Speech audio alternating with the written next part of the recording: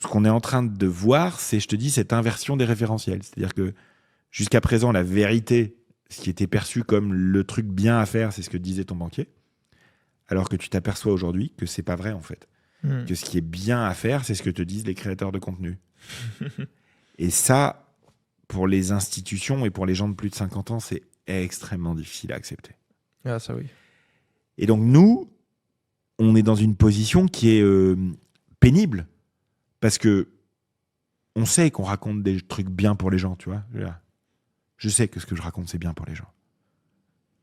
Mais pour les gens de plus de 50 ans, je suis le start-upper disrupteur pas crédible, pas fiable. Écouter les réseaux sociaux. Tu vois. Ouais.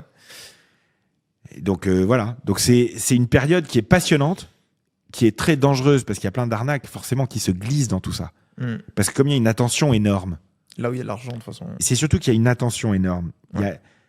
Quand les gens étaient attentifs aux histoires de transition écologique, les arnaques principales, c'était sur la rénovation thermique des bâtiments. Quand les gens étaient sensibles à l'évolution du monde du travail, dans les années 2010, tu t'en rappelleras peut-être, les arnaques de dingue qui étaient partout, c'était sur le compte personnel de formation, sur le CPF. Ouais. Bon, bah là, aujourd'hui, depuis quelques années, les gens ont compris que le sujet auquel ils devaient s'intéresser, c'était les finances perso, le pouvoir d'achat, le budget, comment tu fais pour mieux dépenser, etc.